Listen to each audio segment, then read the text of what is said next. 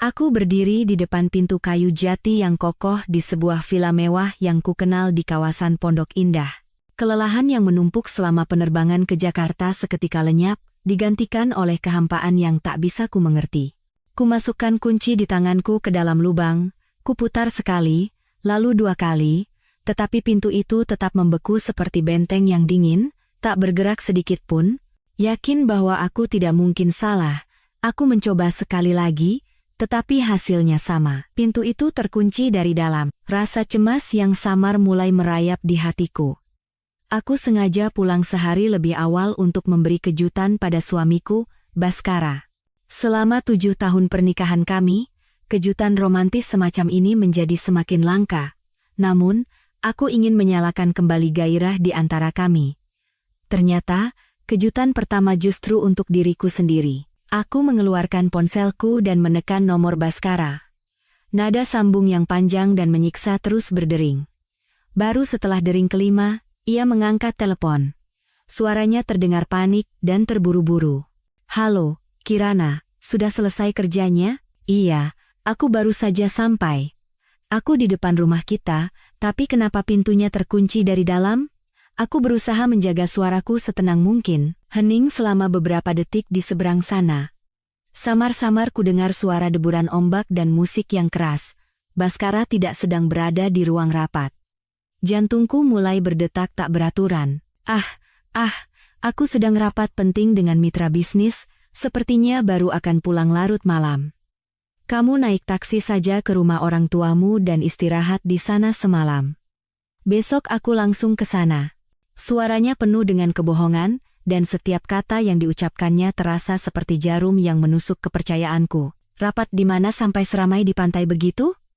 tanyaku, menuntut. Hawa dingin mulai menjalar dari tulang punggungku. "Meeting di Surabaya, di dekat pantai." Pak Direktur memanggilku. "Aku tutup dulu ya. Nanti malam aku telepon lagi." "Aku cinta kamu." Dia menutup telepon dengan tergesa-gesa, tak memberiku kesempatan untuk bertanya lebih lanjut. "Aku cinta kamu." 3 kata itu bergema di kepalaku, terdengar begitu palsu dan menjijikkan. Selama 7 tahun terakhir, aku telah mendengarnya ribuan kali, tetapi tak pernah sekalipun terasa semual ini. Dengan lunglai, aku menyeret koperku menuju gerbang utama, berniat memesan taksi ke rumah orang tuaku. Tepat pada saat itu, seorang satpam kompleks yang sedang berpatroli melihatku dan menyapa dengan ramah. "Loh, Bu Kirana, sudah pulang dari perjalanan dinas?" Kelihatannya makin segar saja. "Iya, Pak Satpam, selamat siang, baru saja sampai." Aku memaksakan seulas senyum. "Pak, apa hari ini ada orang di rumah saya?" "Loh, Ibu tidak ikut liburan keluarga?" tanya Pak Satpam dengan mata membulat karena terkejut. "Baru kemarin pagi saya lihat Pak Baskara, Bapak, dan Ibu mertua Ibu, semuanya pergi ke bandara. Mereka dengan bangganya bilang mau liburan sekeluarga ke Bali, selama seminggu untuk merayakan kabar baik. Ada seorang gadis muda cantik juga, katanya itu pacar baru Pak Baskara, dan ada kabar gembira, dia sedang hamil, jadi mereka semua pergi berlibur bersama. Katanya Pak Wijaya Senior senang sekali akan segera punya cucu laki-laki pertama." Saya sampai ikut mengucapkan selamat. Setiap kata dari Pak Satpam terasa seperti pukulan palu di kepalaku. Kabar baik, pacar, hamil, Bali, seluruh keluarga mertua. Pikiranku kacau, dipenuhi informasi yang mengerikan. Selubung kebohongan yang dirajut dengan susah payah oleh suamiku dan keluarganya telah terkoyak tanpa sengaja oleh pihak ketiga yang tidak tahu apa-apa. Aku tidak ingat bagaimana aku berpamitan dengan Pak Satpam. Ketika aku sadar, aku sudah kembali berdiri di depan pintu kayu jati itu, dan mataku dipenuhi oleh tekad yang menakutkan. Aku harus masuk ke rumah ini. Aku harus tahu kebenarannya. Aku menelepon tukang kunci. Suaraku terdengar dingin dan tegas, bahkan aku sendiri terkejut. Rasa sakit dan pengkhianatan perlahan mengkristal menjadi kekuatan gelap yang siap menghancurkan segalanya. Badai di dalam hatiku baru saja dimulai. Setelah hampir 20 menit berjuang, tukang kunci itu menyeka keringatnya, menerima bayarannya, dan bergegas pergi, seolah merasakan udara menyesakan yang menekanku. Dengan suara klik yang berat, kunci itu akhirnya terbuka. Aku mendorong pintu dengan hati-hati dan melangkah masuk ke dalam rumah yang selalu kubanggakan sebagai istanaku. Aroma bunga lili yang biasa diletakkan ibu mertuaku setiap minggu menusuk hidungku. Namun hari ini, aroma itu justru memicu rasa mual. Rumah itu kosong, tetapi jejak kepergian yang tergesa-gesa terlihat di mana-mana. Beberapa bantal sofa berantakan, dan gelas berisi sisa air masih tergeletak di atas meja. Jantungku berdebar kencang saat aku mendekati dinding tempat foto-foto keluarga kami digantung. Dan di sana, aku membeku. Di antara foto pernikahan kami dan foto-foto liburan keluarga selama beberapa tahun terakhir, ada sebuah bingkai baru yang diletakkan di posisi paling utama. Di dalam foto itu, seluruh keluarga mertuaku tersenyum cerah di bandara. Ayah mertua, ibu mertua, adik ipar dan istrinya, dan Baskara. Dia berdiri di tengah, satu tangannya merangkul bahu ibunya, dan tangan lainnya melingkari pinggang seorang wanita muda yang asing. Wanita itu tersenyum penuh kemenangan, memperlihatkan perutnya yang mulai membuncit di balik gaun tipisnya. Mereka tampak seperti keluarga yang sempurna, bahagia, dan sejati.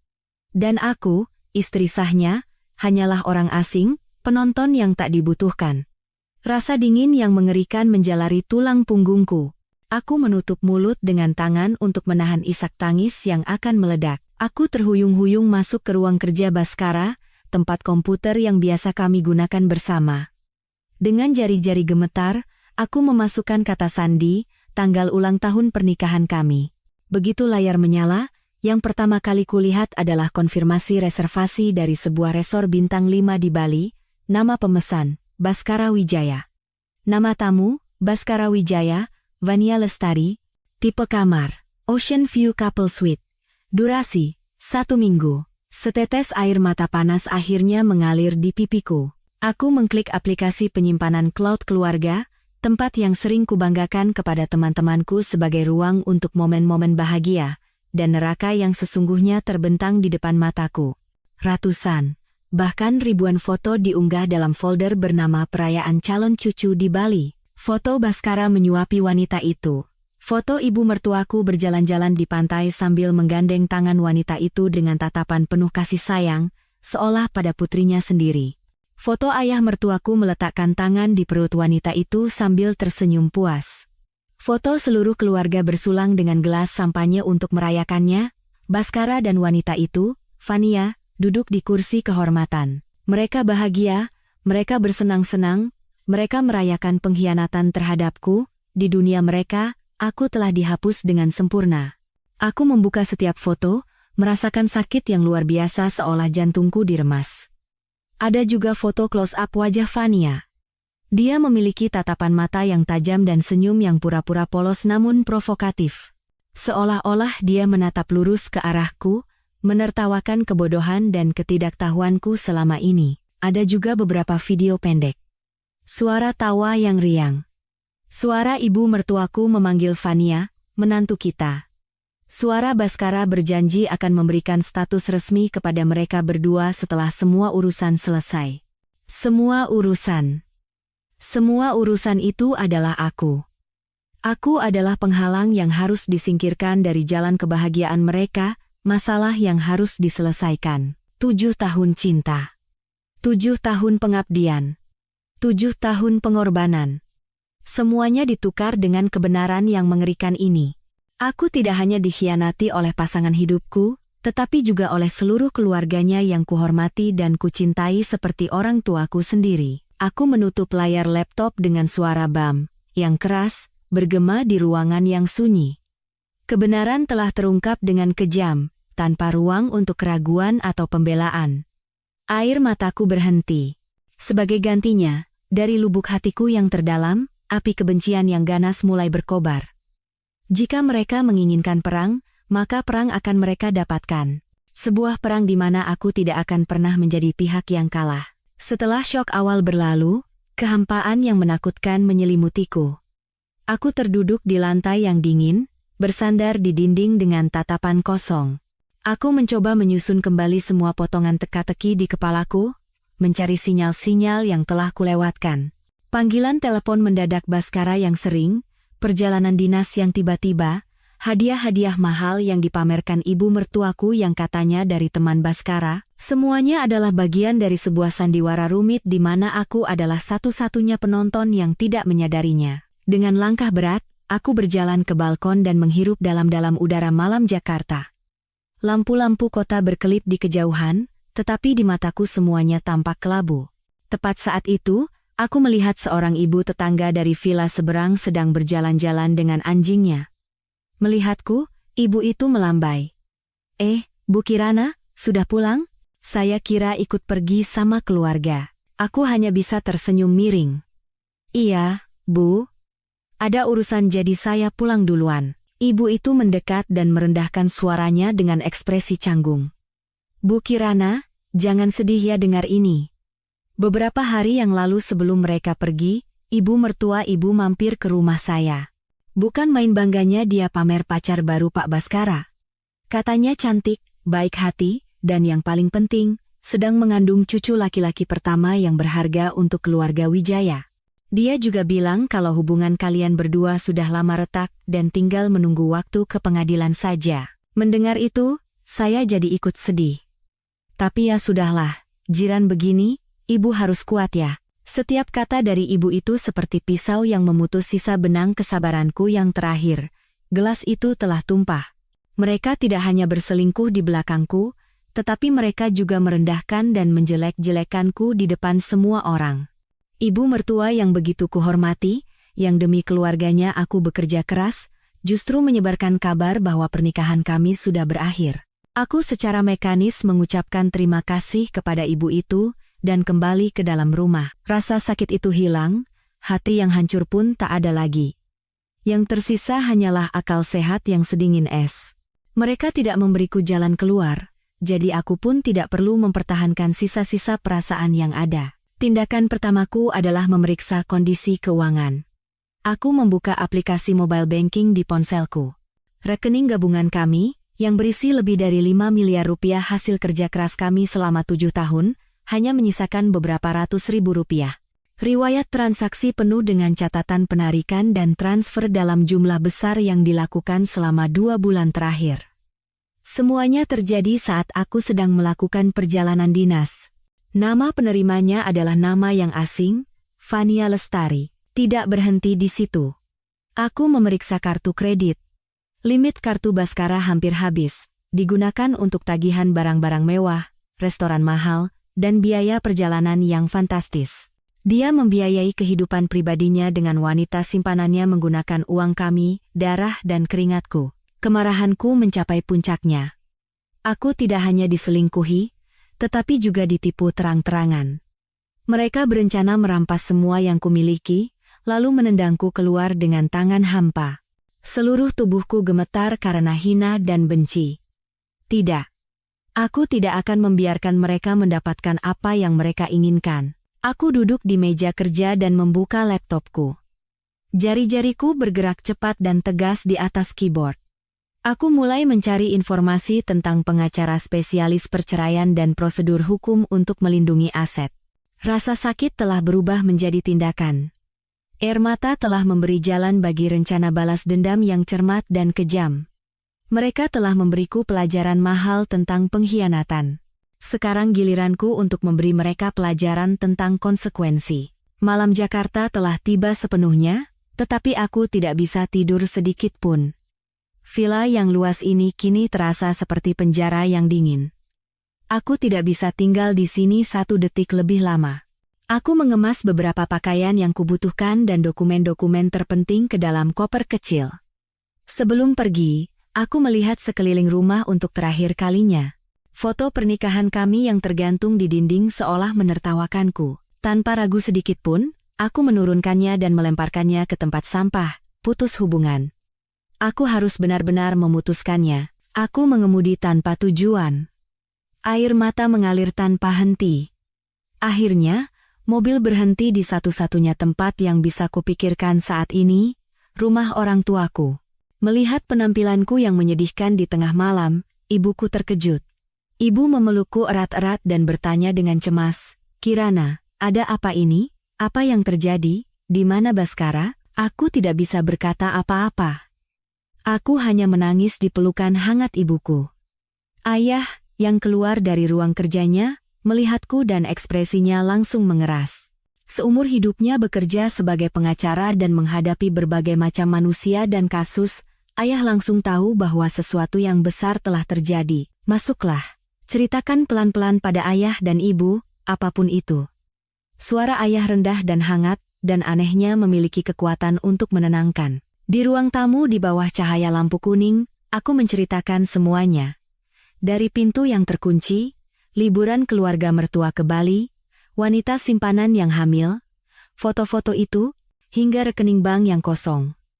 Aku mulai dengan isak tangis, tetapi suaraku perlahan menjadi lebih jelas dan tegas. Tangisan di awal telah berubah menjadi kemarahan yang jernih. Setelah mendengar semua ceritaku, ibuku gemetar karena marah.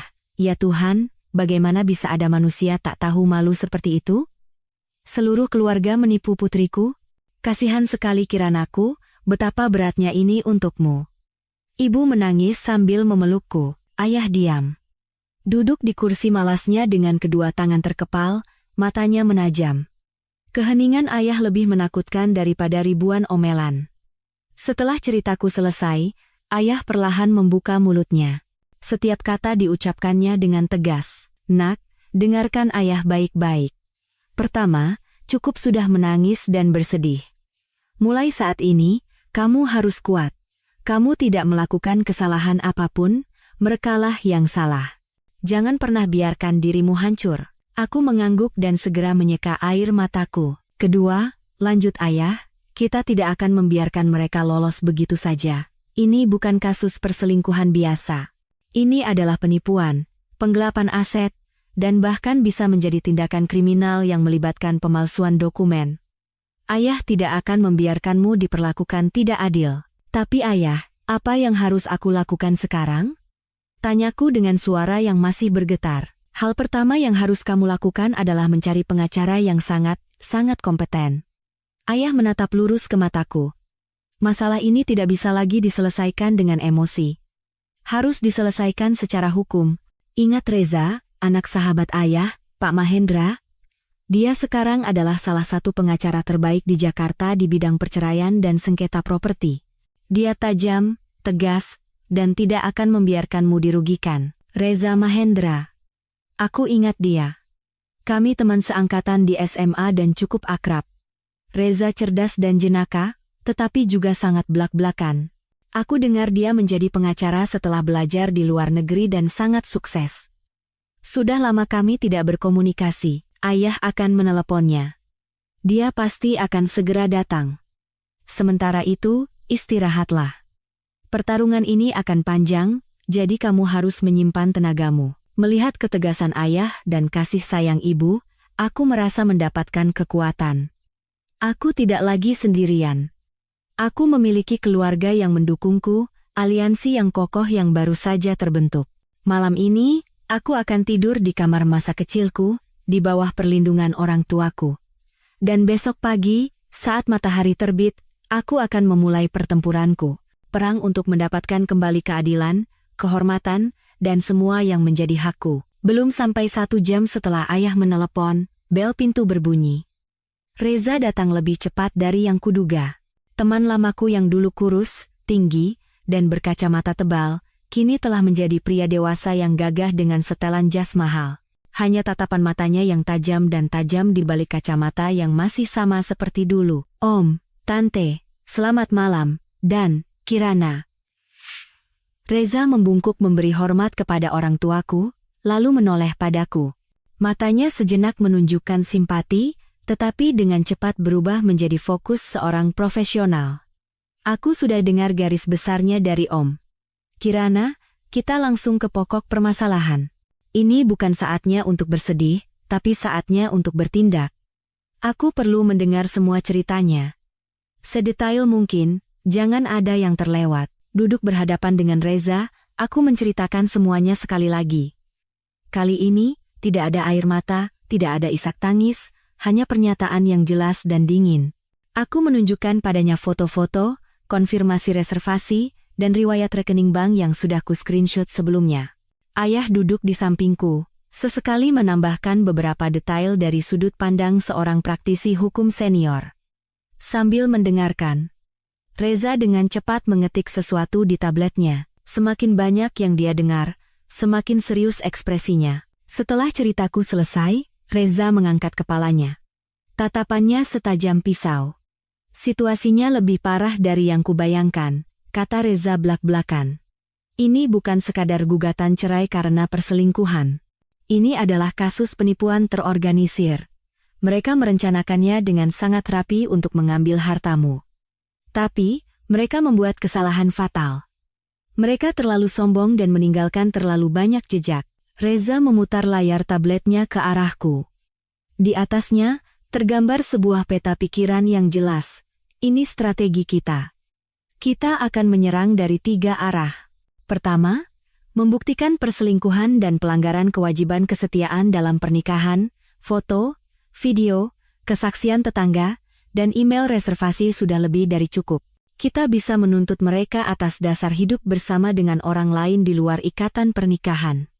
Bahkan bisa mengarah ke tuntutan pidana. Jantungku berdebar kencang. Tuntutan pidana. Aku belum pernah berpikir untuk mendorong Baskara sejauh itu. Tetapi, bayangan dia memeluk wanita simpanannya, bayangan keluarganya yang tersenyum cerah di atas penderitaanku, muncul kembali. Keraguanku lenyap. Kedua, lanjut Reza, dan ini yang paling penting, masalah keuangan. Kita harus membuktikan bahwa Baskara menggelapkan aset bersama, menyalahgunakan dana perusahaan, dan bahkan kemungkinan memalsukan tanda tanganmu untuk mengambil pinjaman. Kamu bilang dia direktur di perusahaan keluarga, kan? Aku butuh semua informasi tentang perusahaan itu. Kita akan menuntut audit keuangan independen. Aku curiga dia menggunakan uang perusahaan untuk membelikan wanita itu rumah atau mobil. Bagaimana kita bisa mendapatkan informasi itu? Tanyaku cemas. Tepat saat itu, bel pintu berbunyi lagi. Ibuku membuka pintu, dan yang masuk adalah sepupuku, Mas Danu. Dia mengenakan pakaian sipil, tetapi postur dan pembawaannya tidak bisa menyembunyikan profesinya sebagai seorang polisi. Aku langsung datang setelah ditelepon Om. Mas Danu menatapku dengan tatapan khawatir. Kamu tidak apa-apa? Aku baik-baik saja. Aku menggelengkan kepala. Mas, kebetulan sekali kamu datang. Kami butuh bantuanmu sekarang. Ayah menjelaskan situasinya secara singkat kepada Mas Danu. Setelah mendengar, wajahnya mengeras. Dia menepuk pundakku dan berkata kepada Reza, apa yang bisa saya bantu? Katakan saja, bantuan Anda sangat dibutuhkan, kata Reza dengan senyum penuh perhitungan. Pertama, tolong selidiki identitas wanita bernama Fania Lestari ini, menurutku, dia bukan orang biasa. Kedua, selidiki transaksi properti dan kendaraan atas nama Baskara Wijaya atau wanita ini dalam 2 tahun terakhir. Ketiga, jika memungkinkan, coba cari informasi diam-diam dari beberapa staf di Departemen Keuangan Perusahaan Wijaya. Tanpa ragu sedikit pun, Mas Danu mengangguk. Baik, ini urusan keluarga, saya akan berikan informasi awal dalam 24 jam. Soal kebiasaan selingkuh Baskara, itu sudah bukan rahasia lagi. Dia memang terkenal playboy, hanya Kirana saja yang bodohnya tidak tahu. Kata-kata sepupuku menusuk jantungku seperti belati lain, tetapi itu adalah belati yang kubutuhkan untuk sadar. Dan serangan ketiga, Reza menyimpulkan, adalah serangan psikologis. Kita harus bertindak sangat cepat dan tiba-tiba, sehingga mereka tidak punya waktu untuk bereaksi.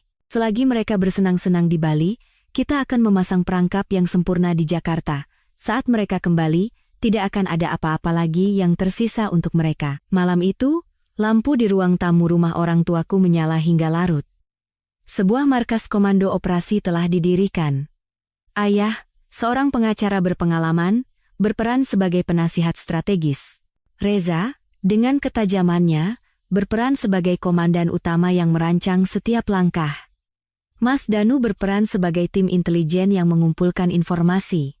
Dan aku, yang tadinya korban yang menderita, kini menjadi kartu truf dalam perang ini. Api kebencian di dalam diriku tidak lagi untuk membakar diriku sendiri, tetapi untuk menerangi jalan serangan balik yang akan datang. Keesokan paginya, Saat aku sedang memeriksa dokumen bersama Reza dan ayah, telepon berdering, itu Baskara. Jantungku serasa jatuh, rasa mual naik hingga ke tenggorokan. Aku menatap Reza dengan tatapan meminta bantuan. Reza memberiku isyarat untuk tenang dan berbisik di telingaku, angkat teleponnya. Beraktinglah dengan baik. Kamu adalah istri yang khawatir. Jangan menimbulkan kecurigaan sedikit pun. Kalau bisa menangis, lebih bagus lagi. Buat panggilannya lama, dan nyalakan speaker. Aku mengambil napas dalam-dalam dan mengatur emosiku. Aku menekan tombol terima dan dengan sengaja membuat suaraku bergetar. Halo mas, sayangku, sedang tidur? Maaf ya, kemarin sibuk sekali jadi tidak sempat telepon lagi. Suara Baskara di seberang sana masih manis dan penuh kepalsuan yang sempurna. Aku tidak apa-apa, aku mulai terisak. Aku hanya khawatir sama kamu. Pasti capek ya rapat terus, jaga kesehatan ya. Reza mengacungkan jempolnya, memberiku sinyal bahwa aku melakukannya dengan sangat baik. Aku baik-baik saja. Pekerjaan juga hampir selesai. Mungkin lusa aku sudah bisa menemuimu. Dia berbohong tanpa berkedip. Kamu di rumah orang tua, kan? Iya, aku di sini. Aku takut sendirian di rumah. Aku terus melanjutkan aktingku, menambahkan sikap manja dan lemah seperti yang biasa kulakukan padanya dulu. Mas, kemarin aku cek rekening gabungan kita, sepertinya ada masalah. Uangnya berkurang banyak sekali. Aku khawatir. Aku melemparkan umpan, hening selama beberapa detik di seberang sana. Aku bisa membayangkan wajahnya yang panik. Ah, itu. Itu uang yang kugunakan untuk investasi besar. Rencananya mau buat kejutan untukmu nanti. Jangan khawatir. Sebentar lagi akan kembali 2 atau 3 kali lipat. Istriku tersayang tidak perlu cemas. Syukurlah. Aku kira ada masalah apa. Kalau begitu, semangat kerjanya ya. Aku tidak akan mengganggu. Aku cinta kamu. Begitu telepon ditutup, seluruh tenagaku seolah terkuras, seolah baru saja menyelesaikan sebuah pertempuran. Berpura-pura di depan orang yang telah mengkhianatiku, mengucapkan kata cinta pada orang yang kubenci sampai ke tulang. Perasaan itu lebih mengerikan daripada siksaan. Sangat bagus, Reza menepuk pundakku. Dia mulai berbohong untuk menutupi masalah keuangan. Itu bukti bahwa ada sesuatu yang dia sembunyikan. Dia pikir kamu masih mempercayainya secara buta. Itulah kekuatan kita. Dia akan lengah, ayah mengangguk. Benar. Yang terpenting sekarang adalah kamu kembali ke villa itu. Komputer pribadinya, brankas, dokumen-dokumen di dalamnya. Di sanalah bukti-bukti terpenting berada. Tapi bagaimana aku bisa ke sana? Aku tidak mau sendirian di sana. Memikirkan kembali ke tempat yang penuh kebohongan itu membuatku bergidik. Kamu tidak akan pergi sendirian, kata Reza tegas. Aku akan menemanimu. Kita pergi sebagai pengacara dan klien untuk mengumpulkan properti pribadi dan dokumen yang berkaitan dengan gugatan cerai. Ini sepenuhnya legal. Selain itu, aku sudah menyewa seorang ahli, dia akan menyalin semua data di komputer Baskara. Bahkan file yang sudah dihapus, tidak akan ada yang terlewat, rencana disusun dengan cepat. Sore ini, aku dan Reza akan kembali ke tempat kejadian perkara.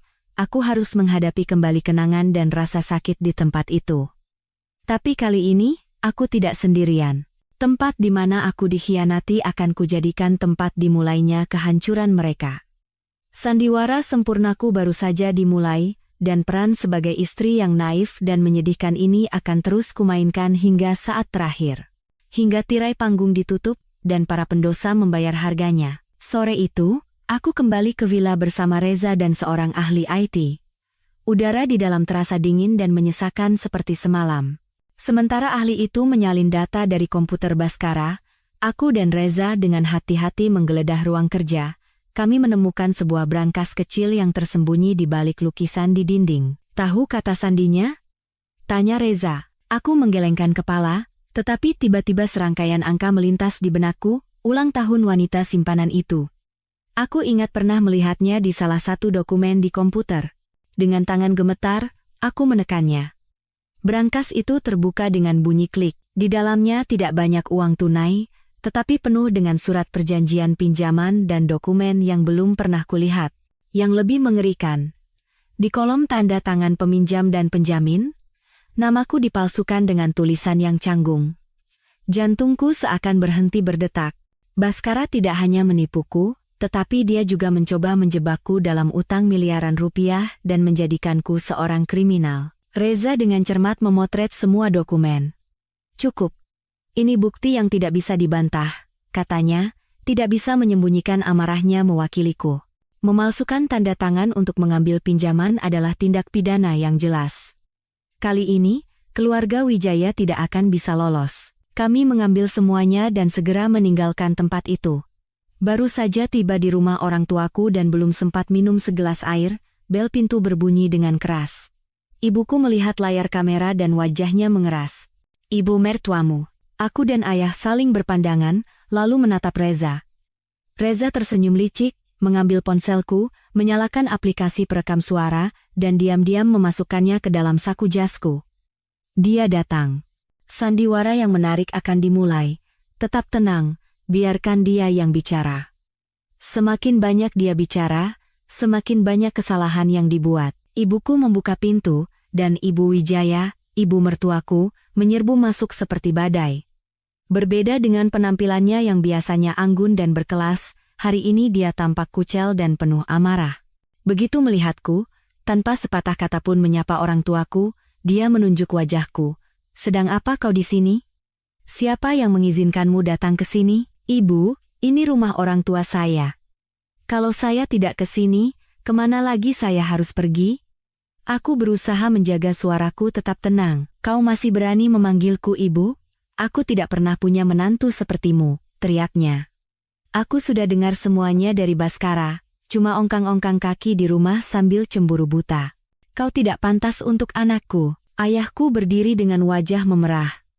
Nyonya Wijaya, jaga ucapan Anda. Ini rumah saya, dan putri saya bukan orang yang bisa Anda hina seenaknya. Oh, lihat, membela putrinya, cibir ibu mertuaku, biar saya beritahu Anda dengan jelas. Baskara, kami sudah menemukan pasangan yang lebih baik. Vania itu cantik, baik hati, dan akan melahirkan cucu laki-laki yang berharga untuk keluarga kami. Sebaiknya putri Anda tahu diri dan mundur dengan tenang. Dia melemparkan setumpuk dokumen ke atas meja. Ini surat perjanjian cerai yang sudah kusiapkan. Tanda tangani. Akan kuberikan apartemen senilai 10 miliar sebagai kompensasi. Anggap saja itu uang pesangon. Ambil ini dan enyahlah dari hadapanku. Jangan buat aku melakukan hal yang tidak-tidak. Jabatan manajer di penerbitan tempatmu bekerja itu, kalau aku mau, bisa kuhilangkan kapan saja. Aku menatap surat perjanjian cerai murahan itu, dan wajah tak tahu malu wanita yang pernah sangat kuhormati. Kemarahan naik hingga ke tenggorokan, tetapi aku teringat kata-kata Reza. Aku mengambil napas dalam-dalam, menatap lurus ke matanya, dan berkata dengan suara jelas dan dingin, Ibu sudah selesai bicara, kalau sudah, silakan pulang. Saya tidak akan menandatangani surat ini, dan saya tidak akan menerima harta itu. Dan masalah perceraian, kita bertemu di pengadilan saja. Apa? Dia tampak terkejut. Dia tidak pernah membayangkan menantunya yang selalu penurut dan patuh berani berbicara padanya dengan sikap seperti itu. Saat dia hendak berteriak dan memaki lagi, Reza keluar dari kamar. Di tangannya ada ponsel dengan layar perekam yang menyala. Selamat sore, Nyonya Wijaya. Saya Reza Mahendra, pengacara Ibu Kirana Dewi. Sejak Anda masuk ke rumah ini, semua percakapan Anda, termasuk ancaman dan paksaan, semuanya telah direkam. Ini akan menjadi bukti yang sangat menarik di pengadilan. Terima kasih sudah jauh-jauh datang dan memberikan kami hadiah ini. Wajah ibu mertuaku memerah, lalu pucat pasi. Dia tergagap, menunjuk-nunjuk kami, lalu terhuyung-huyung pergi, tidak lupa melontarkan satu kata makian. Pintu dibanting dengan keras. Aku terduduk lemas di kursi. Seluruh tubuhku gemetar. Reza mematikan rekaman dan tersenyum padaku. Buktinya datang sendiri. Langkah selanjutnya, kita akan bersilaturahmi dengan Nyonya Vania. Malam itu, Mas Danu mengirimkan sebuah berkas tebal kepada Reza. Informasi tentang Vania Lestari terungkap sepenuhnya. Dia berusia 24 tahun, berasal dari kota kecil, putus sekolah lebih awal dan datang ke Jakarta. Pekerjaannya tidak jelas, tetapi riwayat asmaranya sangat berwarna. Dia secara profesional menarget pria-pria kaya parubaya yang sudah menikah. Baskara bukan korban pertamanya, dan mungkin bukan yang terakhir. Seperti dugaan, seorang pemburu profesional, gumam Reza. Yang lebih penting, Mas Danu berhasil menemukan alamat apartemen mewah yang dibelikan Baskara untuk Fania. Sebuah apartemen super mewah di Kebayoran Baru, atas nama Fania Lestari. Namun, semua pembayarannya dilakukan dari rekening perusahaan Wijaya dengan dalih biaya proyek. Satu lagi kejahatan ditambahkan, penggelapan dana dan penyalahgunaan jabatan, kata Reza sambil mengetuk-ngetukkan jarinya pada berkas itu. Kirana, maukah kamu pergi ke sana? Sepertinya akan lebih baik jika kamu yang pergi sendiri. Kita butuh lebih banyak bukti bahwa mereka tinggal bersama seperti suami istri. Sejujurnya, aku tidak mau pergi.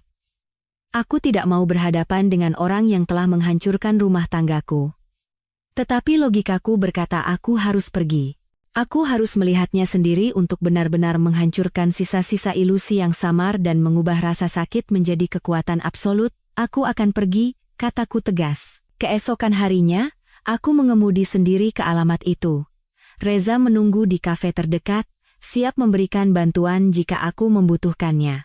Aku berdiri di depan pintu apartemen di lantai 25, mengambil napas dalam-dalam untuk menenangkan diri. Namun, apa yang kulihat tertempel di pintu membuat seluruh ketenanganku hancur berkeping-keping. Itu adalah plakat kayu kecil dengan ukiran laser yang rapi bertuliskan, Keluarga Wijaya. Mereka bahkan tidak berusaha menyembunyikannya. Mereka secara terbuka hidup sebagai suami istri, membangun sarang baru di atas reruntuhan rumah tanggaku. Darahku mendidih karena amarah. Aku menekan bel pintu dengan tegas dan keras. Beberapa detik kemudian, pintu terbuka. Fania Lestari berdiri di sana, mengenakan gaun tidur sutra tipis, dengan satu tangan di pinggangnya. Dia menatapku dari atas ke bawah, lalu tatapannya berubah menjadi tatapan menghina. Dia lebih cantik dari di foto, dengan kecantikan yang tajam dan penuh perhitungan. Siapa ya? Cari siapa? Suaranya dingin dan tajam. Saya Kirana Dewi, istri Baskara Wijaya, kataku, menekan setiap suku kata. Fania tertawa sinis. Oh, jadi ini nyonya besar. Sudah banyak dengar tentang Anda. Ada perlu apa ke sini? Mas Baskara tidak ada di sini. Dia sedang sibuk menyiapkan liburan keluarga untuk kami. Saya tidak datang untuk mencarinya. Saya datang untuk mencari Anda. Saya. Fania mengangkat alisnya. Mencari saya untuk apa? Mau menjambak rambut saya? Aduh. Nyonya. Zaman sudah berubah. Kenapa masih pakai cara kuno? Salahkan diri Anda sendiri yang tidak bisa menjaga suami. Apa nyonya yang sudah tua dan tidak bisa punya anak ini pikir bisa dibandingkan dengan saya? Setiap katanya seperti jarum yang menusuk daging. Tapi aku tidak marah. Aku menatap lurus ke perutnya, lalu ke matanya, dan tersenyum dingin. Saya tidak datang untuk menjambak rambut. Saya datang untuk menyampaikan beberapa kabar. Pertama, saya dan Baskara Wijaya masih suami istri yang sah secara hukum. Anda dan dia yang tinggal bersama secara terbuka seperti ini bisa dijerat hukum pidana. Plakat Keluarga Wijaya ini akan menjadi bukti yang sangat bagus. Ekspresi arogan Fania sedikit menegang. Kedua, lanjutku, apartemen ini dibeli dengan uang hasil penggelapan dana perusahaan. Sebentar lagi, pihak berwajib akan datang ke sini. Sebagai pemilik nama properti ini, Anda tidak akan bisa menghindar dari keterlibatan. Kakao. Kau bicara omong kosong apa? Fania mulai tergagap. Rasa percaya dirinya yang tadi lenyap seketika. Dan ketiga, ini yang terakhir. Aku melangkah lebih dekat dan merendahkan suaraku. Hingga hanya kami berdua yang bisa mendengar. Anda pikir anak di dalam perut Anda itu jimat? Jangan naif berpikir anak itu akan menjadikan Anda Nyonya Wijaya. Bagi saya, dia bukan siapa-siapa. Tapi kalau keluarga Wijaya tahu kebenaran tentang anak itu, ya, saya tidak yakin apa dia masih akan dianggap sebagai cucu laki-laki yang berharga. Nikmati sisa waktumu, Nyonya Wijaya Junior. Setelah selesai bicara, aku berbalik badan. Aku tidak menoleh ke belakang. Di belakangku, aku mendengar dia meneriakkan sesuatu, tetapi aku tidak peduli. Aku telah menanam benih keraguan di dalam hatinya. Aku telah menghancurkan kepercayaan diri dan kesombongannya. Dalam konfrontasi ini, aku menang. Dan ini baru permulaan. Setelah kembali dari pertemuan dengan Vania, anehnya aku merasa lebih ringan. Kebencian itu masih ada, tetapi tidak lagi membakarku secara membabi buta. Kini ia menjadi api yang terkendali, sumber energi untuk menjalankan langkah selanjutnya. Keesokan paginya, aku dan Reza pergi ke bank. Atas sarannya, aku segera meminta pembekuan semua rekening gabungan dan kartu keluarga yang digunakan oleh Baskara. Petugas bank awalnya ragu-ragu, tetapi setelah Reza menunjukkan surat nikah dan bukti awal penggelapan aset oleh Baskara, mereka dengan cepat bekerja sama. Sisa tabunganku yang tidak banyak dipindahkan ke rekening baru yang hanya atas namaku. Ini adalah langkah pertama untuk memutus aliran dananya, jelas Reza. Tanpa uang, dia tidak bisa lagi mempertahankan gaya hidup mewah dengan wanita simpanannya, dan dia akan segera panik. Langkah selanjutnya lebih berani. Melalui firma akuntan independen terpercaya yang direkomendasikan ayah, Reza mengirimkan surat permintaan resmi ke perusahaan Wijaya. Isinya menuntut penyerahan salinan semua buku akuntansi selama 3 tahun terakhir untuk diaudit. Sebagai istri sah direktur dan pihak yang berkepentingan, aku memiliki hak penuh untuk itu. Surat itu juga melampirkan pemberitahuan bahwa jika perusahaan tidak kooperatif, kami akan mengajukan gugatan dan meminta intervensi pengadilan. Ini adalah serangan langsung ke sumber kehidupan seluruh keluarga Wijaya. Seperti yang diduga Reza, hasilnya datang dengan cepat. Sore itu, saat aku sedang menyelesaikan sisa pekerjaan di kantor penerbitan, teleponku berdering tanpa henti. Itu Baskara. Aku membiarkannya berdering cukup lama, lalu mengangkatnya dengan pura-pura mengantuk. Halo Kirana, kamu lagi tidur? Iya, agak capek jadi tadi tidur sebentar. Ada apa Mas? Aku sengaja menguap. Kirana, gawat. Suara Baskara tidak lagi manis palsu, tetapi benar-benar panik, kartuku. Semua kartuku diblokir. Aku tidak bisa tarik tunai, tidak bisa bayar apa-apa. Coba kamu cek rekeningmu, aman tidak? Aneh sekali, kataku berpura-pura terkejut. Coba aku cek ya. Loh, rekening gabungan kita juga dibekukan. Mas, jangan-jangan ada kesalahan dari bank. Atau mungkin ada masalah dengan investasi besar yang kamu bilang itu, jadi untuk sementara diblokir untuk diperiksa? Aku dengan licik mengalihkan bola tanggung jawab kepadanya. Hening di seberang sana. Aku yakin dia sedang berkeringat dingin. Investasi besar yang dia karang kini berbalik menggigitnya. Pasti begitu, kata Baskara dengan suara cemas. Aku akan telepon bank untuk menanyakannya. Tapi Kirana, hari ini ada firma akuntan datang ke kantor dan minta semua buku keuangan. Apa kamu yang melakukannya? Audit keuangan? Aku tidak tahu sama sekali, jawabku dengan lugu. Perusahaan kita kan perusahaan terpercaya, mungkin itu audit rutin biasa. Jangan terlalu khawatir, nikmati saja liburanmu. Urusan rumah biar aku yang urus semuanya. Aku menutup telepon dan tersenyum dingin. Biar aku yang urus semuanya. Ya. Aku akan mengurusmu dan keluargamu dengan sangat teliti. Aku akan memotong tentakel gurita kalian satu persatu, hingga kalian tenggelam di rawa kebohongan dan keserakahan yang kalian ciptakan sendiri. Serangan balik pertama berhasil dengan sempurna. Sekarang, tinggal melihat bagaimana ikan yang sudah memakan umpan itu meronta-ronta. Selama beberapa hari berikutnya, Baskara terus-menerus menelepon. Terkadang dengan kata-kata manis membujuk, terkadang dengan marah menuntut, tetapi setiap kali aku berhasil memainkan peran sebagai istri naif yang tidak tahu apa-apa dengan sempurna. Sementara itu, di Jakarta, mesin pembalasan dendam kami bekerja dengan lancar dan kejam. Suatu malam, Reza meneleponku dengan suara mendesak. Kirana, baru saja ada kabar baru. Si Baskara itu sedang mencoba mendaftarkan seluruh keluarganya, orang tuanya, adiknya, dan istrinya sebagai penduduk di alamat vilamu. Jantungku serasa jatuh. Untuk apa? Untuk apa lagi? Untuk melegalkan klaim mereka atas rumah itu, suara Reza menajam. Villa itu memang harta Gonogini, tapi sertifikatnya atas namamu sendiri, kan? Jika alamat seluruh keluarganya terdaftar di sana, nanti di pengadilan mereka bisa menggunakan itu sebagai alasan untuk menimbulkan sengketa. Mengatakan itu adalah satu-satunya tempat tinggal keluarga, bahwa mereka berkontribusi dalam pemeliharaan dan renovasi. Mereka bisa mengarang cerita apa saja. Kita harus segera menghentikan ini. Bagaimana caranya? Tanyaku cemas. Jangan khawatir. Aku sudah menduga ini akan terjadi. Dan sekaranglah saatnya kita menggunakan kartu truf kita, kata Reza dengan suara penuh percaya diri.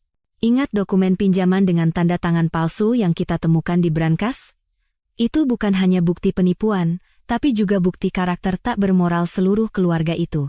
Kita tidak hanya akan menghentikan pendaftaran kependudukan mereka, kita akan membatalkan data kependudukan mereka sama sekali. Membatalkan data kependudukan? Aku membeku. Itu adalah serangan yang sangat fatal. Itu akan membuat seluruh keluarga menjadi warga negara hantu. Mereka tidak akan bisa melakukan transaksi sipil apapun jual beli, bepergian, bahkan berobat ke rumah sakit. Apa itu mungkin? Suaraku bergetar. Bagi orang lain sulit, tapi bagi kita, itu mungkin, tawa Reza. Sepupumu, Mas Danu, dialah kuncinya. Keesokan paginya, aku, Reza, dan Mas Danu pergi ke kantor polisi. Mas Danu menggunakan jabatan dan koneksinya untuk membuat kami bertemu langsung dengan Kapolres. Di ruang Kapolres yang khusyuk, aku menceritakan semua fakta, mulai dari perselingkuhan Baskara, penipuan aset, hingga rencana mereka untuk merebut villa. Reza, sebagai pengacara, menambahkan argumen hukum yang tajam. Namun, pukulan telak datang dari berkas yang diletakkan Mas Danu di atas meja. Pak Kapolres, ini adalah bukti bahwa saudara Baskara Wijaya telah berulang kali memalsukan dokumen dan tanda tangan istrinya, Ibu Kirana Dewi, untuk melakukan pinjaman dan transaksi ilegal senilai miliaran rupiah. Tindakan ini menunjukkan bahwa karakter pihak yang bersangkutan tidak baik dan memiliki niat untuk menipu serta memperoleh keuntungan secara tidak sah. Saat ini, keluarga Wijaya sedang mencoba mendaftarkan kependudukan mereka di alamat Ibu Kirana, untuk merampas asetnya. Kami menilai ada kemungkinan bahwa data kependudukan mereka yang ada saat ini juga mengandung unsur-unsur yang tidak sah dan tidak transparan. Untuk mencegah tindakan ilegal lebih lanjut dan untuk membantu penyelidikan, kami secara resmi meminta agar data kependudukan seluruh anggota keluarga Wijaya dibekukan sementara, dan jika ditemukan cukup bukti, agar dibatalkan. Kapolres memeriksa berkas itu, wajahnya semakin mengeras. Dia menatapku dengan tatapan simpatik, lalu mengangguk ke arah Mas Danu. Baik. Berkas ini akan saya tangani secara pribadi. Jangan khawatir, akan kami proses dengan tegas sesuai hukum dan peraturan yang berlaku. Saat keluar dari kantor polisi, sinar matahari Jakarta terasa menyilaukan, tetapi aku merasakan hawa dingin di tulang punggungku. Aku baru saja melancarkan pukulan mematikan ke seluruh keluarga itu. Aku telah merampas hak paling dasar mereka sebagai warga negara. Mereka akan segera menyadari bahwa tanpa data kependudukan, mereka bukan siapa-siapa. Liburan mereka akan berakhir dalam mimpi buruk yang tidak pernah mereka bayangkan. Sementara keluarga Wijaya terjebak di Bali, berjuang dengan kartu yang tidak berguna dan masa depan administrasi yang tidak jelas, aku memutuskan untuk melancarkan serangan terakhir. Serangan ini bukan hanya bersifat hukum atau finansial, tetapi serangan psikologis yang akan menutup jalan keluar mereka sepenuhnya. Aku ingin menjual villa itu, kataku kepada Reza di kantornya. Reza hampir menjatuhkan cangkir kopinya. Apa? Menjual villa sekarang? Iya. Akan kujual segera, kataku dengan suara tanpa keraguan. Itu properti atas namaku. Data kependudukan mereka sudah dibekukan. Mereka tidak punya cara untuk menghentikanku. Aku ingin saat mereka kembali, yang menyambut mereka bukanlah rumah yang mereka kenal, tetapi gerbang dengan pemilik baru. Reza menatapku dengan campuran kekaguman dan keterkejutan. Kau benar-benar kejam. Tapi aku suka. Ini adalah langkah terbaik. Dengan menjual rumah itu, kau tidak hanya mendapatkan uang tunai untuk memulai hidup baru, tetapi juga menghancurkan sepenuhnya simbol kesuksesan yang mereka anggap sebagai rumah mereka. Ini akan mematahkan semangat mereka. Tapi menjual rumah seharga 30 miliar bukan perkara sehari dua hari, kata ayahku yang ada di sana, dengan cemas. Saya tidak akan menjualnya seharga 30 miliar, jawabku. Saya akan menjualnya seharga 28 miliar, dengan syarat transaksi selesai dalam waktu seminggu. Pasti ada orang kaya yang butuh rumah cepat dan tidak akan sayang uang. Aku ingin menyelesaikannya dengan cepat sebelum mereka sempat berbuat apa-apa. Rencana segera dieksekusi. Melalui jaringan Reza dan ayah, informasi menyebar di kalangan properti bahwa sebuah villa mewah yang bersih secara hukum dijual cepat dengan harga yang sangat menarik. Seperti dugaanku, dalam 2 hari, seorang pengusaha di bidang perdagangan menghubungiku. Dia sangat membutuhkan tempat tinggal yang representatif untuk menyambut mitra bisnis dari luar negeri, dan lokasi villa yang strategis serta harganya yang sangat bagus membuatnya langsung mengambil keputusan. Seminggu kemudian, aku duduk di kantor notaris, menandatangani akta jual beli. Saat menuliskan namaku di atas kertas, perasaan campur aduk melandaku.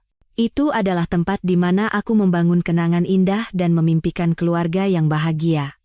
Tetapi di tempat itu jugalah pengkhianatan tumbuh dan berkembang. Sekarang, dengan tanganku sendiri, aku menghapusnya. Tidak ada penyesalan. Hanya ada kelegaan seperti orang yang telah melepaskan beban berat. 28 miliar rupiah. Uang dalam jumlah besar itu masuk ke rekening-rekening aman yang telah disiapkan Reza. Aku telah memutus jalan pulang mereka sepenuhnya. Sekarang, keluarga Wijaya tidak hanya kehilangan uang dan kehormatan, tetapi juga rumah untuk kembali. Mereka secara resmi telah menjadi tunawisma. Bagaimana perasaan mereka nanti saat kembali dari bandara dengan tubuh lelah dan berdiri di depan gerbang yang sudah memiliki pemilik baru? Perasaan kehilangan segalanya. Perasaan yang sama persis seperti yang mereka berikan padaku.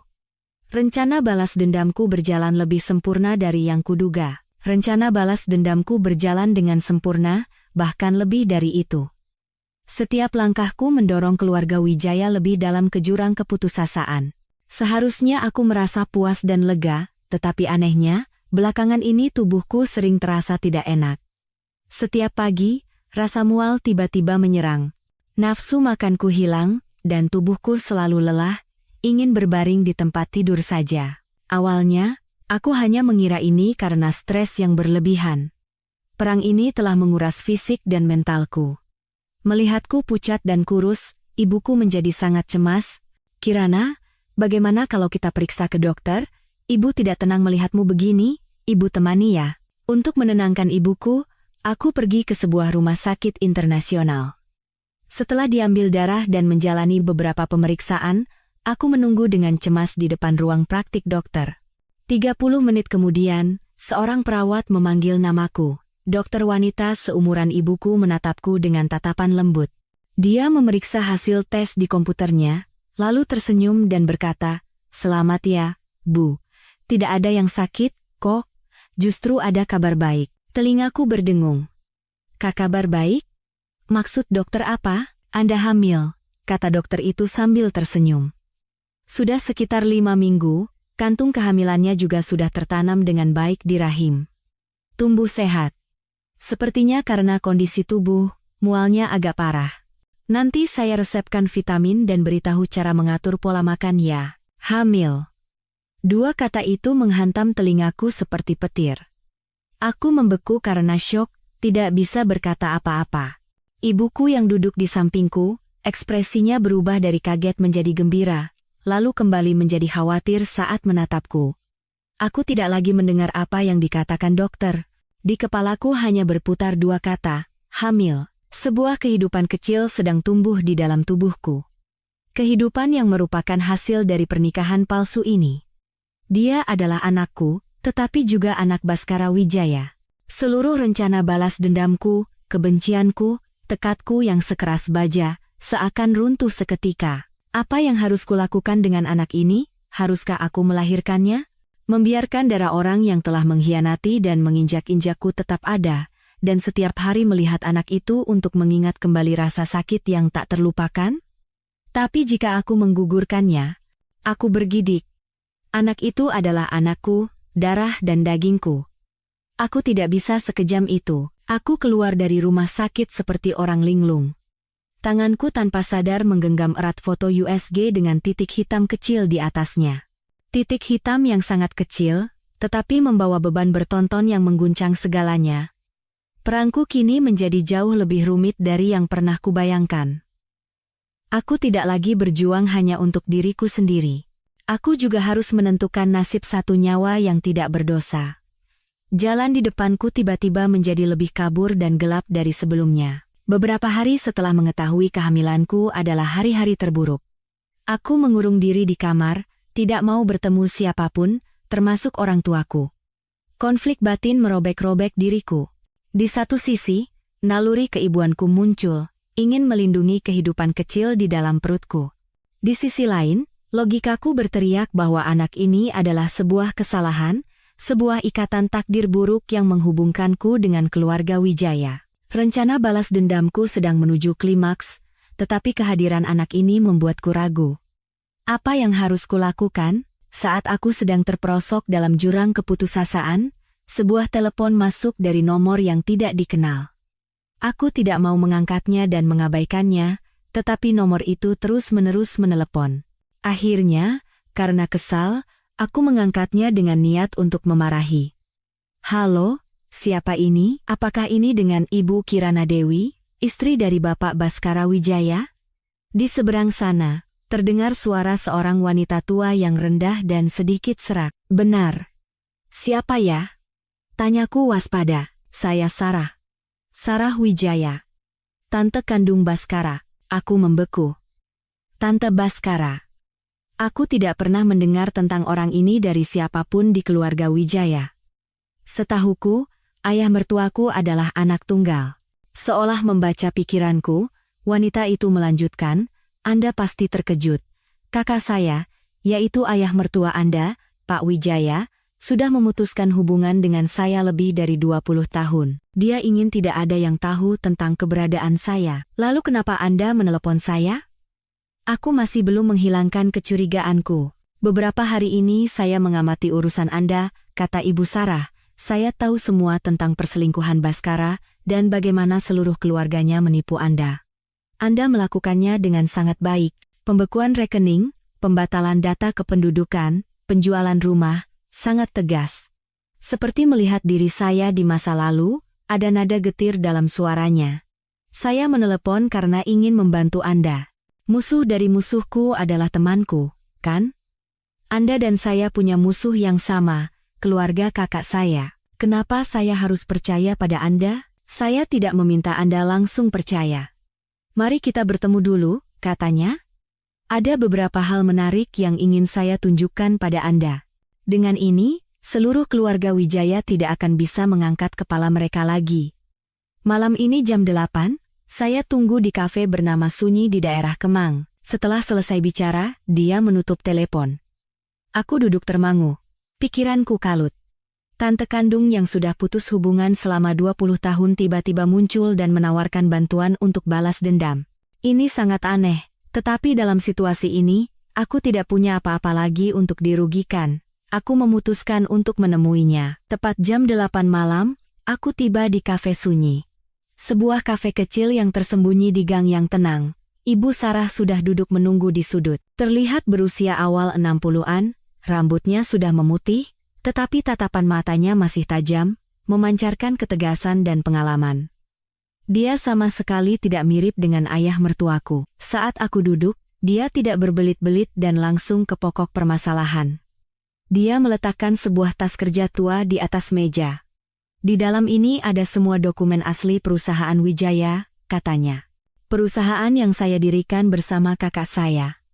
Tapi saat perusahaan mulai sukses, dia dengan cara licik menendang saya keluar dan merampas semua saham saya.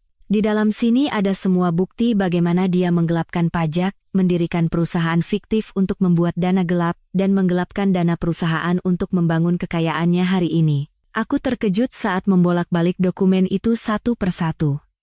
Angka-angka, tanda tangan, kontrak fiktif semuanya adalah bukti yang tak terbantahkan. Dengan ini saja, ayah mertuaku bisa membusuk di penjara seumur hidupnya. Tapi ini bukan yang paling menarik, kata Ibu Sarah dengan tatapan rumit. Dia memberiku selembar kertas hasil tes yang sudah menguning karena waktu. Inilah pukulan telaknya. Aku menerima kertas itu. Itu adalah hasil tes DNA. Subjek tes: Wijaya Senior, ayah mertua, dan Baskara Wijaya. Hasil: hubungan ayah anak biologis tidak terbukti. Pikiranku serasa akan meledak. Baskara bukan anak kandung Pak Wijaya? Benar, kata Ibu Sarah, seolah membaca pikiranku. Baskara adalah hasil dari kesalahan kakak ipar saya, yaitu ibu mertua Anda, dengan kekasih lamanya. Kakak saya tahu fakta itu, tetapi karena butuh kehormatan keluarga dan seorang putra untuk melanjutkan garis keturunan, dia memutuskan untuk membesarkannya seperti anak kandungnya sendiri.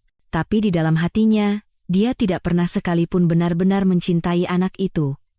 Itulah mengapa dia selalu keras dan menekan Baskara. Ini adalah rahasia terbesar keluarga Wijaya, aib yang ingin dia kubur seumur hidupnya. Sekarang, saya berikan ini pada Anda. Bagaimana Anda akan menggunakannya, terserah Anda. Aku menatap bergantian wanita di depanku dan bukti di tanganku. Kebingungan tentang anak di dalam perutku seketika lenyap, digantikan oleh tekad yang dingin. Sarah Wijaya telah memberiku pedang yang paling tajam. Dan dengan pedang itu, aku akan mengakhiri segalanya. Liburan keluarga Wijaya berakhir dengan bencana.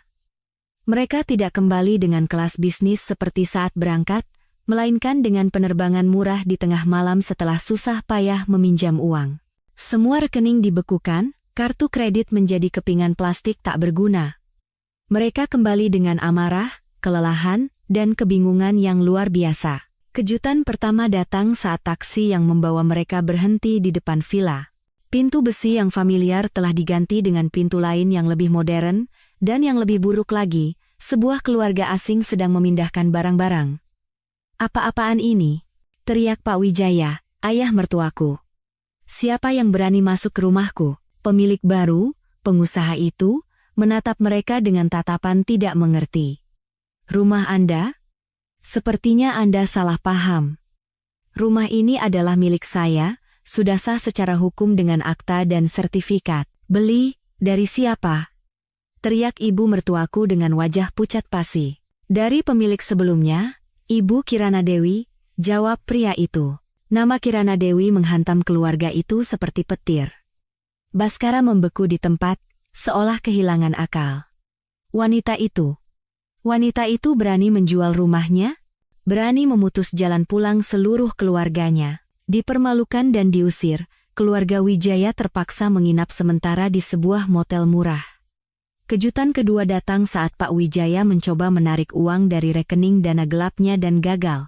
Saat pergi ke bank, mereka diberitahu bahwa data kependudukan seluruh keluarga telah dibekukan karena penyelidikan polisi, sehingga semua transaksi tidak mungkin dilakukan. Kehilangan rumah, kehilangan uang, dan bahkan kehilangan status sebagai warga negara, keputusasaan dan kemarahan mereka mencapai puncaknya. Dalam kegilaan mereka, satu-satunya orang yang bisa mereka pikirkan adalah aku.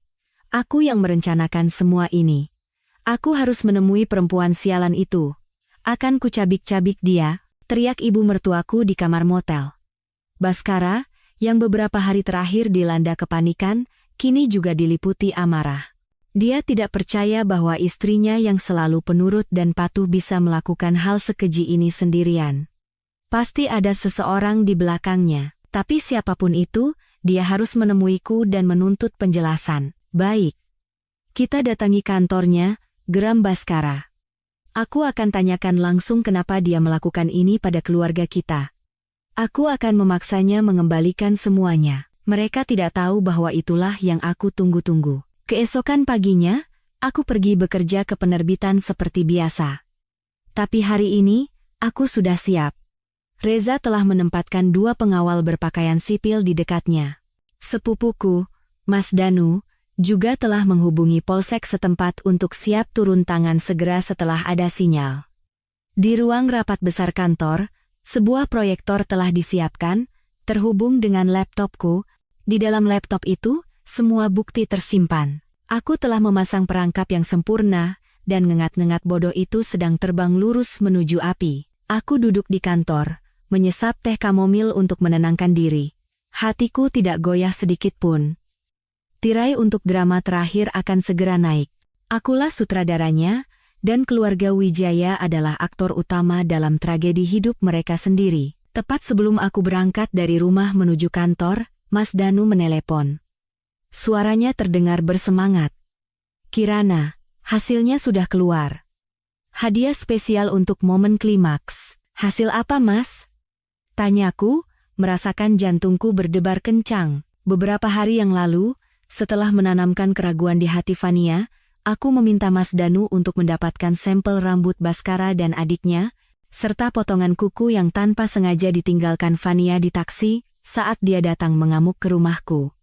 Cara yang agak licik, tetapi dalam perang ini, aku tidak pandang bulu. Hasil tes DNA, suara Mas Danu terdengar penuh arti. Baru saja terima laporan dari laboratorium. Duduk yang tegak dan dengarkan baik-baik. Anak di dalam perut wanita itu bukan anak Baskara Wijaya. Aku membeku selama beberapa detik. Bukan anak Baskara? Lalu anak siapa? Anak adiknya, Bagas Wijaya. Satu lagi kejutan. Tapi kali ini, tidak menyakitkan. Sebaliknya, rasa puas yang membuat merinding menjalar di tulang punggungku. Drama ini memiliki plot yang lebih gila dari yang kubayangkan. Wanita simpanan yang begitu dipuja Baskara, cucu pertama yang begitu dinanti-nantikan keluarga Wijaya, ternyata adalah hasil dari inses dan pengkhianatan ganda. Kakak bermain dengan wanita simpanan, dan adiknya juga bermain dengan wanita simpanan kakaknya. Keluarga ini busuk dari akarnya. Terima kasih, Mas. Ini hadiah yang sangat berharga, kataku dengan suara dingin. Kirimkan laporannya segera. Aku segera menerima file laporan itu. Huruf dan angka di atasnya adalah vonis mati bagi harga diri Baskara dan keluarganya. Ini dia. Inilah senjata pemusnah massal terakhir. Aku kini memiliki segalanya di tanganku. Dari bukti keuangan, rekaman suara, hingga rahasia paling pribadi. Aku dengan tenang menyimpan file laporan itu di folder terpisah bernama ending. Semua persiapan telah selesai. Aku menatap diriku di cermin dan merapikan penampilan. Hari ini, aku mengenakan setelan kantor berwarna merah anggur pekat, warna kekuasaan, dan warna darah. Wajahku dirias dengan cermat untuk menutupi kelelahan, hanya menyisakan penampilan yang tajam dan dingin. Aku bukan lagi korban. Hari ini, akulah hakimnya. Tiba di kantor, aku meminta para direksi dan manajer setiap departemen untuk berkumpul di ruang rapat besar, mengatakan bahwa ada rapat darurat mengenai masalah pribadi yang bisa mempengaruhi nama baik perusahaan. Rasa ingin tahu mengumpulkan semua orang di ruang rapat. Aku ingin semua orang menyaksikan kejatuhan keluarga Wijaya. Aku ingin mereka dipermalukan dan dihina di depan umum. Perangkap telah dipasang, umpan telah dilempar, dan binatang buas yang terluka itu sedang berlari liar. Sekitar pukul 10 pagi, keluarga Wijaya datang menyerbu dengan angkuh. Mereka tidak melewati resepsionis, tetapi langsung menyerbu ke lantai kantorku, membuat kegaduhan di satu sisi kantor. Di depan, Baskara dengan wajah memerah karena marah dan kurang tidur, diikuti oleh orang tuanya serta adiknya dan istrinya. Kirana Dewi, keluar kau, teriak Baskara, tidak peduli dengan tatapan kaget rekan-rekanku. Aku dengan tenang berjalan keluar dari ruanganku dan menatap lurus ke matanya. Ada apa membuat keributan seperti ini, Bapak Baskara Wijaya? Kau masih pura-pura. Ibu mertuaku berlari ke depan dan hendak menamparku, tetapi dihalangi oleh pengawal. Apa yang kau lakukan pada keluarga kami? Kenapa rumah itu dijual? Kenapa rekening kami dibekukan? Kenapa data kependudukan kami dibatalkan? Aku tersenyum lembut. Pertanyaan-pertanyaan itu sebaiknya kita bicarakan di ruang rapat. Di sini terlalu banyak orang. Dan kebetulan, saya juga punya sesuatu yang ingin saya tunjukkan pada kalian. Setelah selesai bicara, aku berjalan masuk ke ruang rapat besar, di mana para pimpinan dan rekan-rekanku sudah duduk. Keluarga Wijaya, meskipun curiga, ikut masuk berbondong-bondong untuk menuntut kejelasan. Setelah semua duduk, aku mengambil remote proyektor dan naik ke podium. Pintu ruang rapat ditutup. Selamat datang, keluarga Wijaya, aku memulai, suaraku menggema di ruangan. Hari ini saya mengundang kalian semua untuk menunjukkan sebuah drama kecil di mana keluarga kalian adalah bintang utamanya. Judul dramanya adalah Pengkhianatan. Layar proyektor menyala. Gambar pertama adalah foto-foto mesra Baskara dan Fania di Bali. Suara gumaman terdengar di ruang rapat dan wajah Baskara menjadi pucat pasi. Babak pertama. Perselingkuhan, kataku dengan suara datar. Bapak Baskara Wijaya, selama masih dalam ikatan pernikahan yang sah dengan saya, secara terang-terangan menjalin hubungan dan memiliki anak dengan Nona Fania Lestari. Seluruh keluarga Wijaya mengetahui fakta ini, namun membiarkannya, menutupinya, bahkan merayakannya dengan gembira. Aku menekan tombol berikutnya. Layar berganti menjadi riwayat transaksi bank dan surat perjanjian pinjaman dengan tanda tangan palsuku yang dipalsukan. Babak kedua, penipuan. Bapak Baskara Wijaya telah menggelapkan dana perusahaan, menggelapkan aset bersama, dan memalsukan nama saya untuk mengambil pinjaman miliaran rupiah. Tidak mungkin Bapak Wijaya senior sebagai direktur utama tidak mengetahui hal ini. Pak Wijaya berdiri. Kau berani memfitnahku. Memfitnah? Aku tertawa dingin. Kalau begitu, coba dengarkan rekaman ini. Dari speaker, suara ibu mertuaku terdengar jelas. Tanda tangani.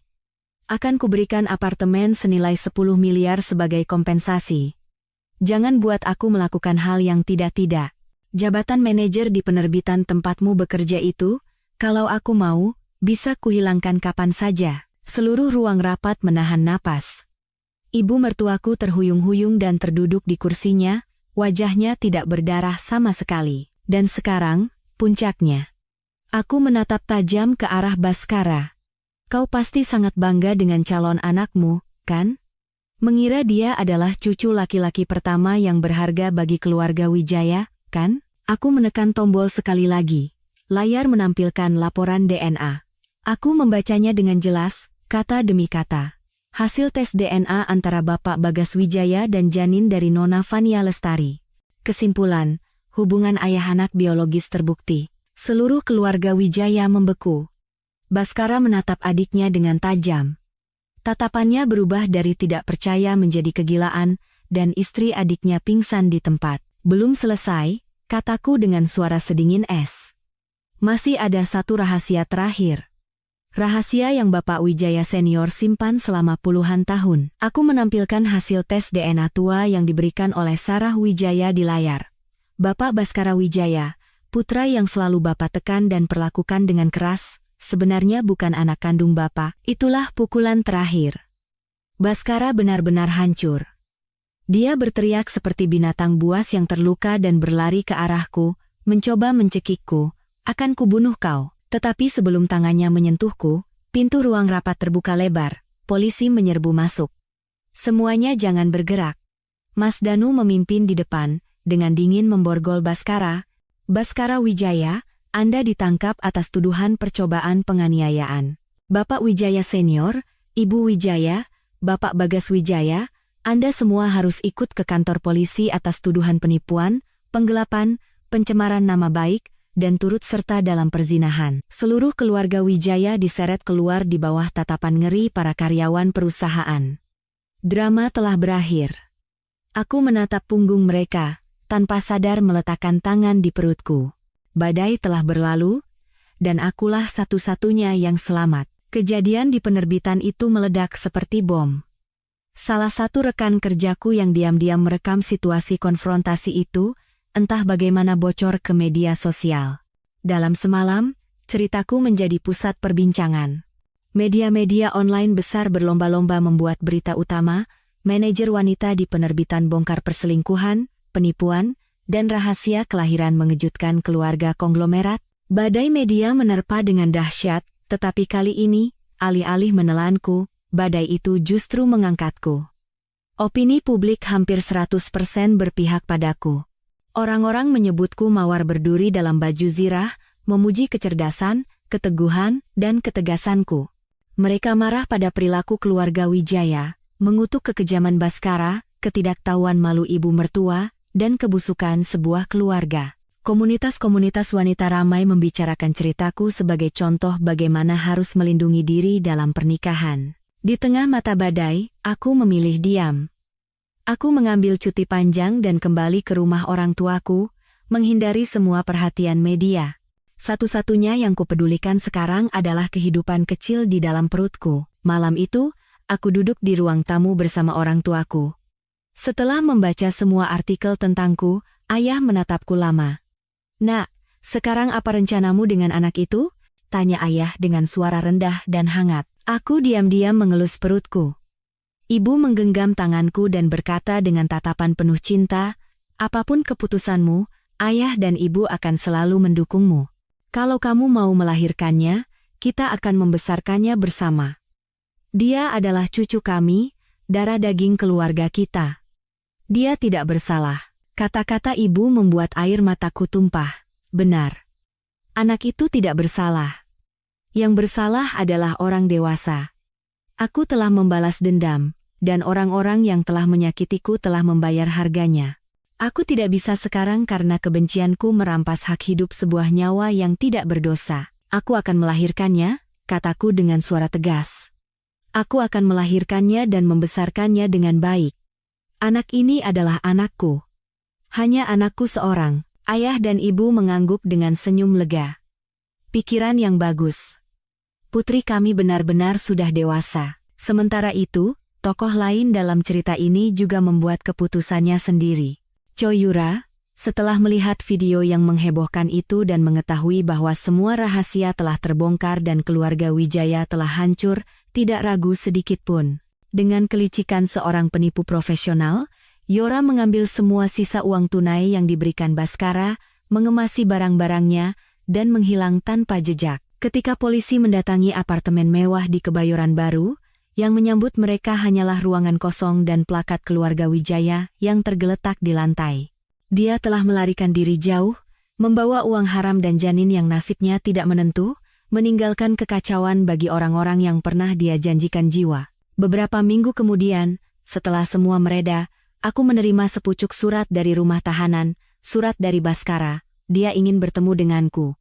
Reza menyarankan agar aku tidak pergi, tetapi aku berpikir lain. Untuk benar-benar menutup masa lalu, aku harus menghadapinya untuk terakhir kalinya. Aku mengunjungi rumah tahanan pada suatu sore yang mendung. Aku duduk menunggu di ruang kunjungan dengan sekat kaca tebal. Beberapa menit kemudian, Baskara dibawa keluar. Aku hampir tidak mengenalinya.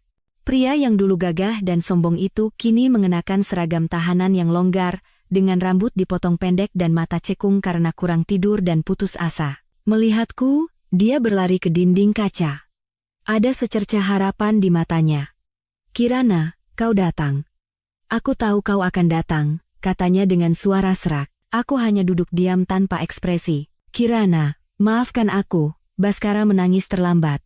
"Aku tahu apapun yang kukatakan sekarang tidak ada gunanya, tapi aku benar-benar minta maaf. Aku salah, aku sampah. Manusia terburuk. Aku telah mengkhianatimu, menyakitimu. Pukul aku, maki aku, semua tidak apa-apa, tolong maafkan aku." "Maaf?" Aku tersenyum dingin. "Menurutmu apa yang bisa diubah oleh maafmu? Apakah luka di hatiku akan hilang? Apakah keluargamu bisa lolos dari hukuman?" "Tidak, aku tahu tidak." Baskara menggelengkan kepalanya dengan putus asa. "Aku tidak pantas meminta maaf. Aku hanya ingin bertemu denganmu karena ada yang ingin kukatakan." Dia menatap perutku dengan tatapan rumit.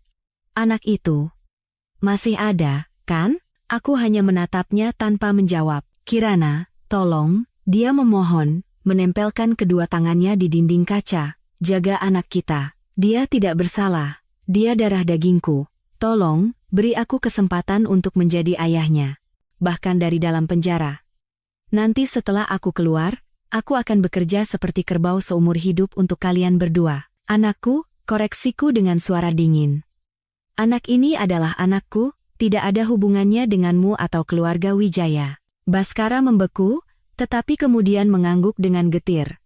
"Ya, anakmu. Asalkan kau menjaganya, aku sudah cukup." Dia ragu sejenak, lalu merendahkan suaranya seolah berbisik, "Ada satu hal lagi yang harus kukatakan padamu, tanteku, hati-hati dengan wanita itu.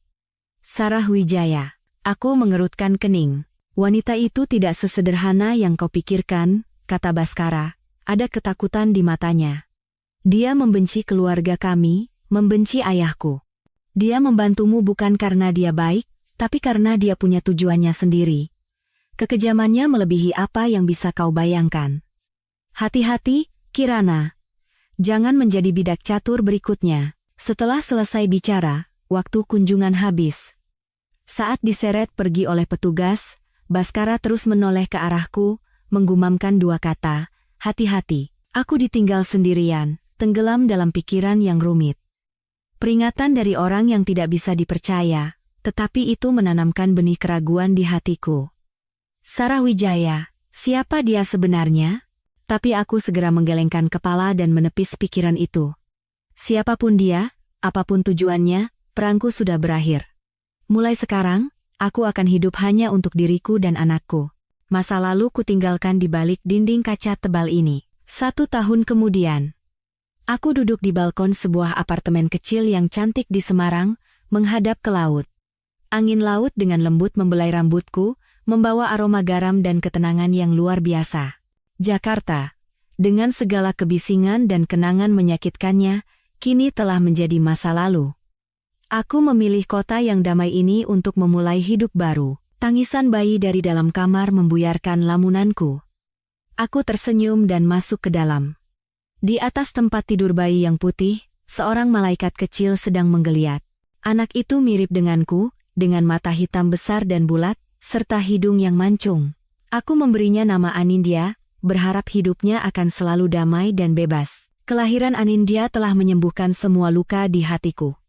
Melihatnya tidur nyenyak, melihat senyumnya yang tanpa beban, aku menyadari bahwa keputusanku untuk mempertahankannya adalah keputusan terbaik dalam hidupku. Setelah badai berlalu, aku menata kembali hidupku dengan uang hasil penjualan villa.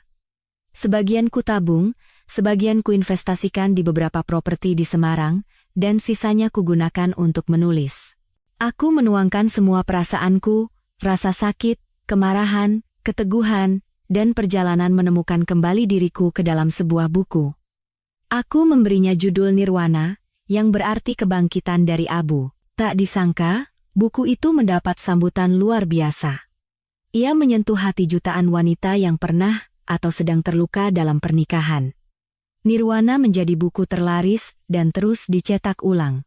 Dari seorang manajer penerbitan, aku dalam sekejap menjadi seorang penulis terkenal dan inspirator. Dengan penghasilan dari royalti dan hak cipta, aku mewujudkan satu lagi impianku. Aku mendirikan sebuah yayasan amal bernama Secercah Cahaya. Yayasan ini memberikan bantuan hukum, konseling psikologis, dan bantuan finansial kepada wanita-wanita lemah, korban kekerasan dalam rumah tangga dan ketidakadilan. Yayasan ini semakin berkembang dan menjadi sandaran bagi banyak kehidupan yang tidak beruntung. Mengenai keluarga Wijaya, mereka membayar harga yang sangat mahal. Pak Wijaya divonis 15 tahun penjara atas berbagai tuduhan, termasuk penggelapan pajak dan dana perusahaan. Perusahaan Wijaya bangkrut, dan semua asetnya disita untuk melunasi utang.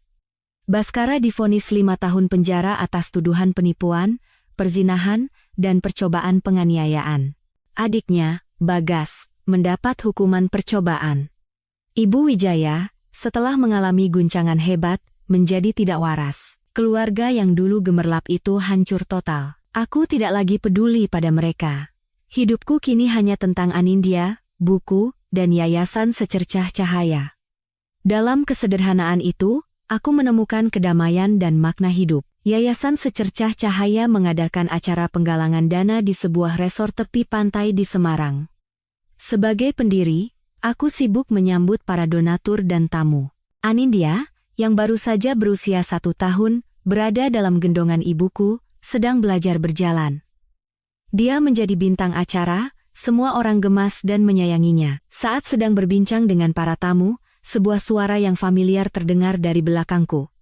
Kirana, kan? Kirana Dewi? Aku menoleh dan melihat seorang pria tinggi berwajah ramah dengan penampilan intelektual dan berkacamata tersenyum padaku. Aku tertegun sejenak, lalu mengenalinya. Dava? Dava Pratama, benar? Iya, ini aku, dia tertawa. Tidak kusangka akan bertemu denganmu di sini. Aku sudah membaca bukumu. Bagus sekali. Dan aku juga sudah dengar ceritamu, kau benar-benar kuat dan hebat. Dava adalah teman seangkatanku di universitas. Dia selalu pemalu dan baik hati, teman yang diam-diam sering membantuku dalam studi. Setelah lulus, kami kehilangan kontak, dan aku tidak menyangka akan bertemu lagi di sini setelah bertahun-tahun. Dia sekarang menjadi seorang arsitek dan sedang berada di Semarang untuk proyek resor baru, dan kebetulan mengetahui acara yayasan dan datang. Kami berbicara lama tentang masa lalu, masa kini, dan perubahan masing-masing. Dava sangat menyenangkan diajak bicara. Tatapannya saat melihatku dan Anindya selalu hangat dan tulus.